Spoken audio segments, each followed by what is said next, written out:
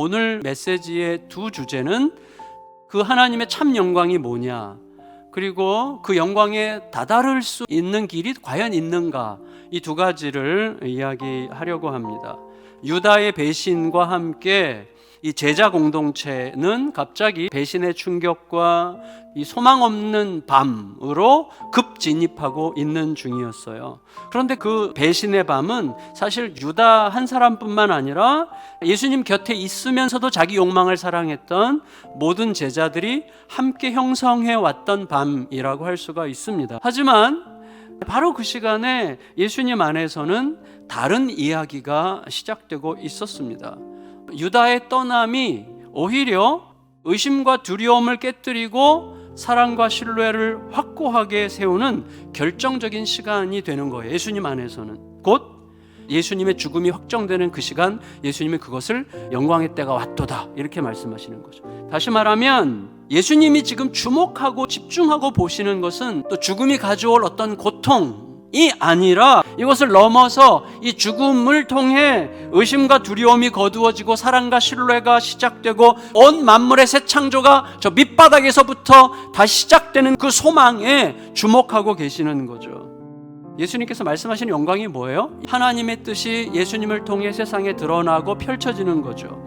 하나님 아버지와 아들 예수님은 서로에게 모든 것을 맡기셨어요. 아버지는 아들이 어떤 선택을 하더라도 완전히 신뢰하고 사랑한다는 전제로 세상에 보내셨어요. 그리고 아들은 아버지 뜻이 이루어지기만 한다면 나는 어떻게 되든 상관없다는 전제로 이 땅에 오셨어요. 그게 사랑과 신뢰죠. 우리들은 그런 고귀한 영광에 절대로 다다를 수 없습니다. 작은 자들아, 내가 아직 잠시 너희와 함께 있겠노라. 너희가 나를 찾을 것이나 일찍이 내가 유대인들에게 너희는 내가 가는 곳에 올 수 없다고 말한 것과 같이 지금 너희에게도 이르노라. 우리는 작은 자라고 불려지는 자들이죠. 물론 이건 좀 사랑스러운 표현이긴 하지만 그 안에 진실도 있어요. 뭐죠? 예수님과 함께 있으면서 그 영광에 다다르기는커녕 예수님께서 가시는 길을 알 수도 없고 따를 수도 없는 그게 우리들이죠. 여러분, 우리에 대한 예수님의 사랑은 일방적으로 내 편 드는 사랑이에요. 구제 가능성이 없는 우리 같은 죄인들에게 믿음을 주시잖아요. 그러니까 주신 믿음을 따라서 믿어지니까 의롭다 하세요. 이거 얼마나 일방적입니까? 눈먼 사랑이죠. 그렇게 사랑하셨어요. 그리고 나에게도 그렇게 사랑하라고 하셨어요. 왜? 그래야만 그 영광에 다다를 수 있기 때문이에요.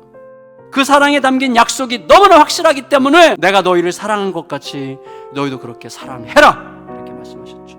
여러분, 우리들은요 지극히 작은 자 찾아가는 것을 희생이나 헌신 혹은 고상한 명예처럼 생각하기 때문에 찾아가더라도 그들의 필요에 초점이 있는 게 아니에요. 내 희생과 헌신에 초점이 있는 거예요. 따라서 별로 고마워하지 않는다고 느껴지는 사람들에게는 찾아가고 싶지 않습니다.